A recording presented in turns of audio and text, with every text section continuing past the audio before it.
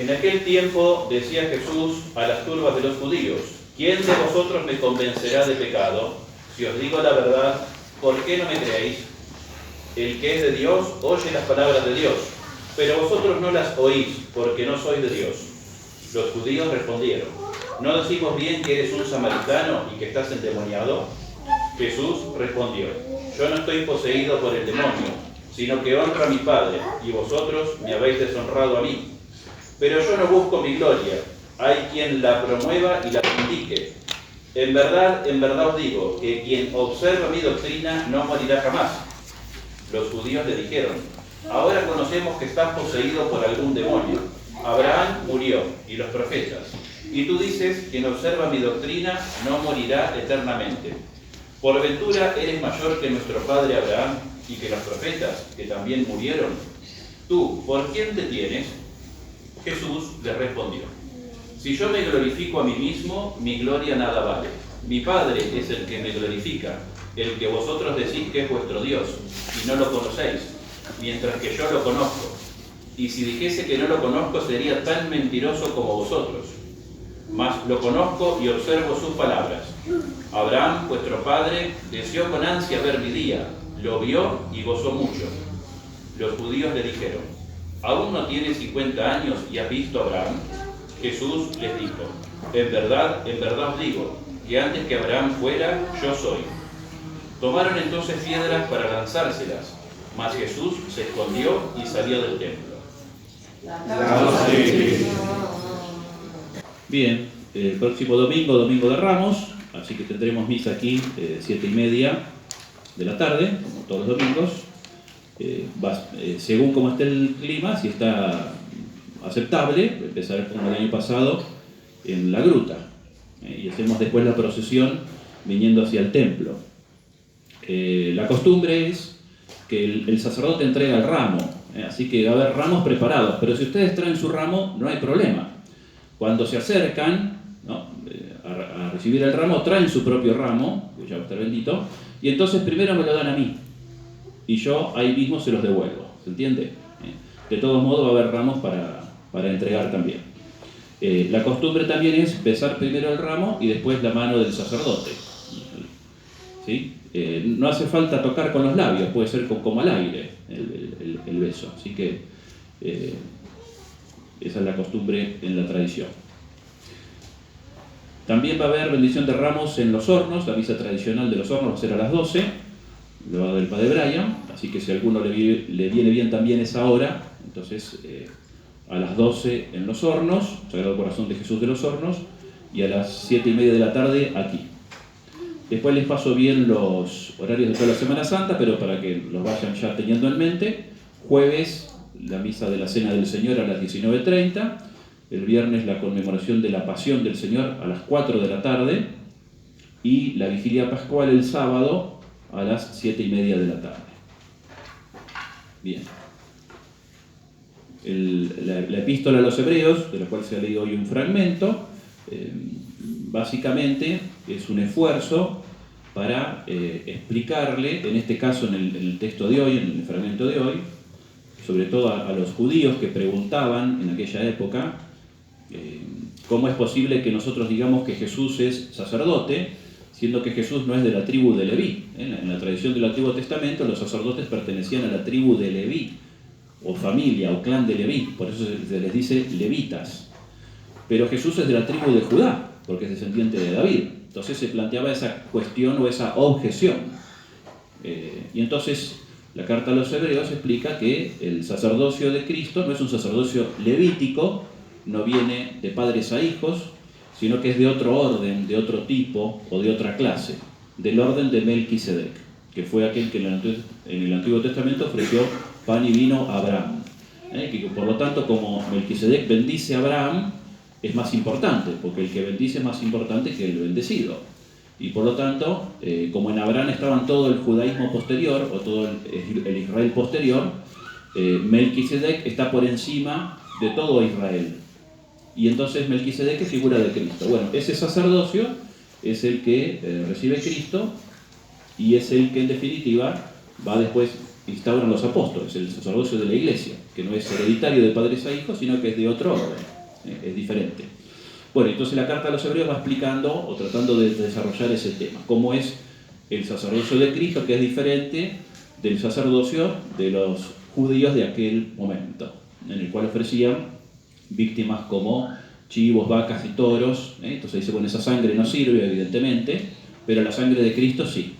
El sacerdote ofreciendo no sangre de un animal, sino su propia sangre. Y si la sangre de los chivos y de las vacas purificaba en el Antiguo Testamento, mucho más, supereminentemente, purifica la sangre de Cristo en el Nuevo Testamento. Bien. Empezamos hoy entonces este domingo llamado de Pasión, primer domingo de Pasión. El domingo de Ramos se llama segundo domingo de Pasión, y vemos que están las imágenes veladas o tapadas.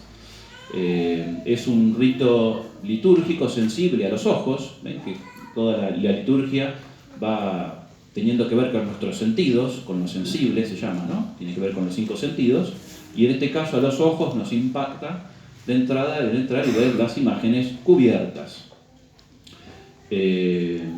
Históricamente hay un origen en esto, en los ritos antiguos de penitencia. En la antigüedad, el primer domingo de Cuaresma, se presentaban los penitentes, que no son todos los fieles. Los penitentes son aquellos que están preparando para confesarse. En la antigüedad, dije alguna vez, no se confesaba la gente cuando quería, sino que la confesión era una sola en la vida. Entonces, para prepararse para confesarse, llevaba años. Y los que se preparaban entraban en el orden de los penitentes. Bien, y entonces los penitentes, el primer día de Cuaresma, se presentaban con un traje especial, con una ropa rústica, en actitud humilde. El obispo imponía las cenizas, no había tantos cristianos tampoco, y los penitentes no es que eran tampoco demasiados, y entonces el obispo imponía las cenizas, les entregaba el saco es como una ropa larga de penitencia, como una túnica, y un cilicio, imitando de algún modo o tratando de imitar lo que Dios hizo con Adán y Eva cuando los expulsa del paraíso. Y así como que el obispo es Dios que expulsa al penitente porque ha pecado, entonces lo expulsa de la iglesia y se iban a un monasterio a rezar, a hacer penitencia durante toda la Cuaresma. Se llamaba rito de expulsión justamente, pero lógicamente pasados los siglos ya era imposible porque eran muchos penitentes y claro, todo el mundo no podía disponerse para abandonar el trabajo y todo y irse a un monasterio. Pero también se sumaban a los penitentes otros que por devoción querían participar del rito, y entonces ya era, claro, una multitud. Y ahí entonces empieza a cambiar el rito de penitencia, se empieza a cortar y a hacer de otro modo. Bueno, pero para recordar, sin embargo, ese hecho, lo primero que se hizo fue tratar de aislar en el presbiterio, poner un cortinado que separara. De algún modo los penitentes se quedaban atrás del cortinado en una parte, no me explico muy bien cómo, pero quedaban como separados en una parte de la iglesia, pero ese cortinado después molestaba ya para el desplazamiento en el presbiterio, era una molestia. Y entonces con el tiempo se fue cambiando por cubrir las imágenes, de ahí viene, ese es el origen. Por supuesto que podemos encontrar actualmente un significado, pero que es piadoso, que no tiene que ver con el origen práctico, sino con la devoción que ponemos al ver esto y que tiene que ver con el hecho de que el Señor empieza a esconderse a partir de hoy porque lo quieren matar, ya están los planes para matarlo, y empieza a esconderse.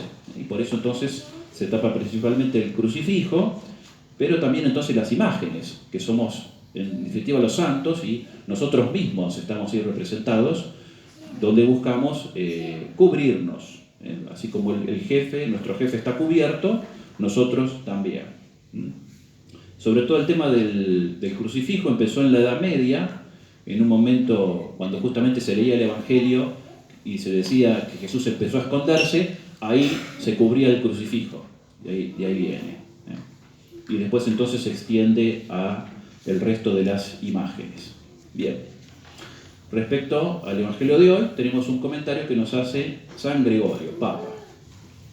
Dice primero que consideremos la mansedumbre de Dios, ha venido a perdonar los pecados y dice: ¿quién de vosotros podrá argüirme de pecado? Empieza así el Evangelio de hoy, con una traducción un poco difícil en la que se leyó hoy, pero que básicamente Jesús le pide a los judíos que le digan si ha cometido algún pecado. Díganme qué pecado he cometido. Claro, no podían acusarlo de nada, ese era el punto. No podían señalarle públicamente ningún pecado. Por eso se los echa en cara. ¿Bien? Díganme acá delante de todos qué pecado me pueden acusar que he hecho. Y sinceramente no había nada. No se desdeñan mostrar razonamientos de que él no era pecador, no se pueden explicar, sino que él mismo, por virtud de su divinidad, podía justificar, es decir, perdonar a los pecadores. Pero es muy terrible lo que sigue, que dice Jesús: aquel que es de Dios escucha las palabras de Dios. Por eso vosotros no las escucháis, porque no sois de Dios. Terribles palabras. Si pues aquel que es Dios, aquel que es de Dios oye las palabras de Dios y no las puede oír aquel que no es de Dios, pregúntese cada uno si el oído de su corazón percibe las palabras de Dios, y con esto entenderá de dónde sea, es decir, a quién pertenece. La verdad manda que deseemos la patria celestial, que mortifiquemos los deseos de la carne, declinando la gloria del mundo, el querer brillar, que no deseemos lo ajeno y que demos lo propio, es decir, ser dadivosos, ser generosos en lo económico. De consiguiente, cada uno de vosotros examine dentro de sí mismo si esta voz de Dios ha sido atendida por el oído del corazón. Y de esta suerte va a poder conocer si es de Dios o si no es de Dios.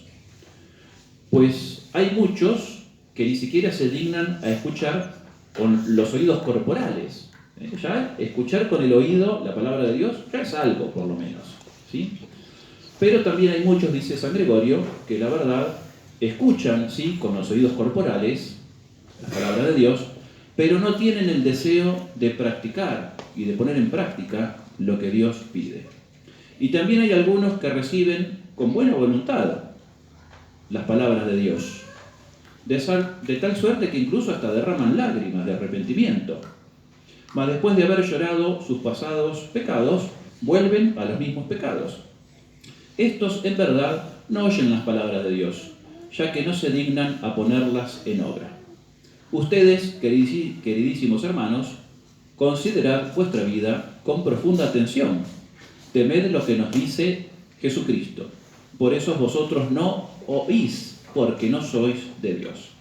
Bien, en este punto, sin embargo, viene bien mencionar las palabras de San Jerónimo para distinguir entre el pecador empedernido, es decir, aquel que quiere mantenerse en el pecado, no le interesa corregirse, del pecador que por debilidad cae en el pecado.